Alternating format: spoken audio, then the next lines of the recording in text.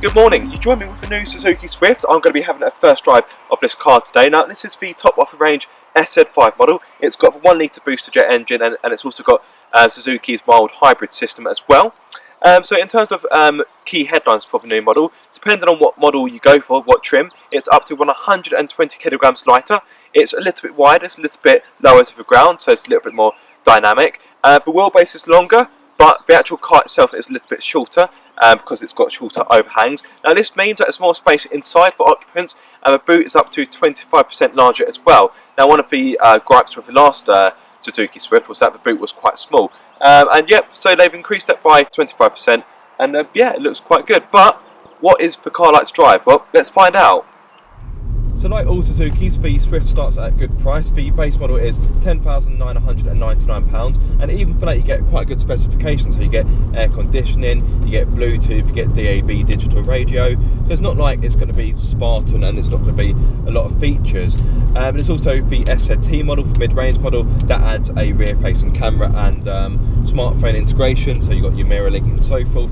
But I am in the top of the range model. This is priced at £14,499.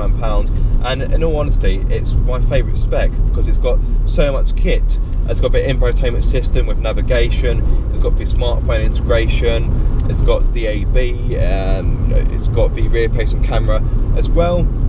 It's also got automatic air conditioning, you've got LED headlights, LED rear lights, you've got autonomous emergency braking and lane departure warning, and you've got this digital display down here, which I rather like. It's got quite a few funky functions. So at the moment it's giving me MPG 45.6, not too bad. Another MPG one, a few other bits and bobs. G sensor, which is pretty cool, pretty funky. And I love this one. It's got the torque and it's got the power, so it tells you how much torque you're using and how much power as well, which again is quite a nifty little feature.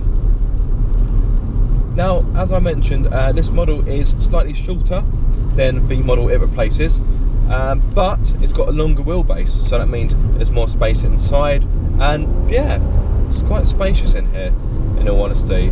Getting a good driving position was pretty easy. The seat's got good adjustment and the steering wheel has got good adjustment as well. Visibility is pretty good, so obviously seeing out is absolutely fine. Yep, no complaints there. Looking out for rear, it's pretty good.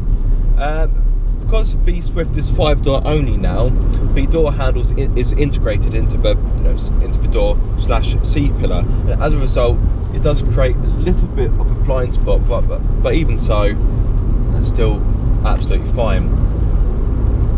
Now this is powered by the 1 litre Boosterjet engine. This is bound to be the more popular choice. You can also get a 1.2 engine as well, petrol engine. Now I've just tested that and I must say it is a little lethargic, so I would definitely recommend the 1 litre Boosterjet. It produces 111 PS, which is about 110 brake horsepower there or thereabouts, and it will get to 62 miles per hour in 10.6 seconds. But in all honesty, it feels like you probably do it quicker. So it is quite a fizzy little engine. I do rather like it. Top speed is 121 miles per hour. It's mated to a 5-speed manual gearbox, which is okay to use. It's not the best, but it's not the worst either. It does feel a little bit cheap though, but you get what you pay for.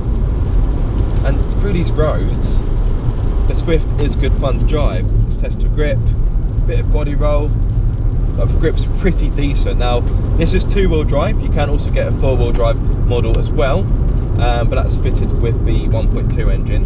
And like I say, I prefer 1 litre because for me it suits the personality of the car more. It's more fun, it's more fizzy, and it's more eager. And yeah, you can just throw it into the bends, and it's quite satisfying actually. I must say, I do like using this steering wheel. It's a brand new steering wheel. It looks better, it's more refined, it's smarter, it's got a flat bottom, which I rather like. And even on the base model, you get the leather steering wheel, which is a nice touch. Steering itself isn't too bad. You could do with a little bit more communication, but on the whole, it's not terrible. And it's quite a nice steering wheel to hold. It does feel a little bit big, if I'm honest, but that's more of an observation rather than a complaint. But let's really throw it in here. And yeah, this definitely feels more playful than the 1.2 I tested earlier. It's just yes, this really is a car where you feel like you want to really take it by the scruff of the neck and really see what's what. And the ride's pretty decent as well. Soaks up the bumps quite nicely. As you can see, it is a little bit jiggly, but these roads aren't the flattest. And the ride is, yeah, it's a little bit busy, but I don't mind that because it means that when you do get to a corner, the handling is pretty decent. So any softer, and you'd find it probably wallow about in the corners, but through here, it's not too bad. Not too bad. Now this has also got Suzuki's SHVS system, a smart hybrid vehicle by Suzuki. So theoretically it should be SHVBS, but you know, that's I'm being pernickety. Now what this is, it's a mild hybrid system, so it hasn't gone full price or anything like that. What it basically does, it's got a small battery, it's got like a small electric motor that aids with acceleration, but also helps to give better fuel economy as well. And I really like that. A similar system is adopted on the Ignis, and in fact this uses the same platform as the Ignis, but the Ignis uses the same platform as the Baleno, if you can follow what I'm saying. So it is a new platform for the Swift. It does feel pretty good. As I mentioned in my intro, depending on what model you get, it's up to 120 kilograms lighter, and I think that's staggering, particularly as the previous Swift wasn't exactly a heifer lump. And this car feels nimble, feels playful, it does feel like good fun, especially with this engine. So if you're looking at buying a Swift, unless you really want to have the four-wheel drive, you need to get the 1 litre, because it's just so much better, and I really do like it. And it's frugal as well. In terms of MPG, you're looking at 65.7 miles to the gallon, which is not too bad at all. Obviously that's aided by the SHVS system, the mild hybrid system. And CO2 emissions, you're looking at 97 grams per kilometre, which again is pretty good. Means it's better for the environment as well. The inside is quite a nice place to be. Okay, yeah, you know, there are cheap, scratchy plastics, but that's kind of to be expected at this price point. But you can't argue with the amount of kit this comes with. Now, the SZT is likely to be the most popular version, but yeah, I personally would pay a little bit extra to get the top of the range model, because you do get more features.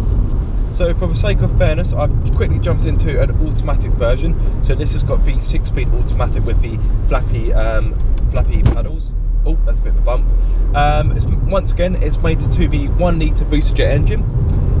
So you're looking at a top speed of 118 miles per hour, so a little bit slower. But the 0 to 62 time is improved. That's now 10 seconds.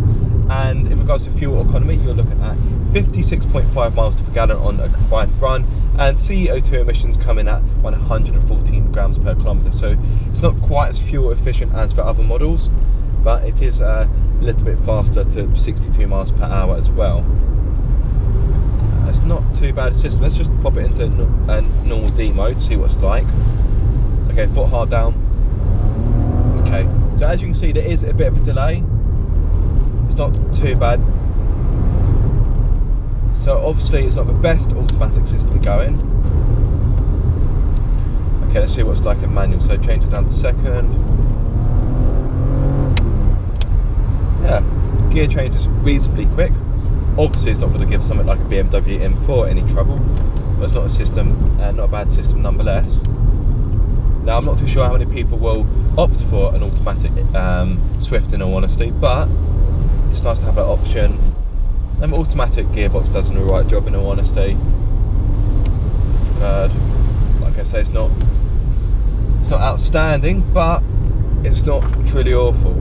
Although like I say, when you put it in D, wait for it, foot down, there we go. There is definitely a noticeable delay, so I'd probably drive it in manual in all honesty. It's not a bad system overall. It offers a nice alternative to the manual gearbox. But yeah, like I say guys, I just wanted to quickly jump into the automatic just to see what it's like really, because normally I tend to test manual cars, so I thought it'd be nice to have a bit of a change to let you know what the automatic version's like. And yeah, it's not bad. I think I'd still rather have the manual, but the automatic system, yeah, like I've already said, is not the worst system in the world. So there we have it guys, the new Suzuki Swift. It looks good, it's good value, it offers a healthy level of equipment, it's got a bigger boot, it's more space inside, and with the 1 litre engine it's good fun to drive as well. So it's definitely ticking all the right boxes. So if you're looking for a small family hatchback, the Swift is definitely worth looking at for sure. I hope you enjoyed the video guys. If you did, give it a thumbs up, and if you haven't done already, please subscribe for many more car obsession videos to come.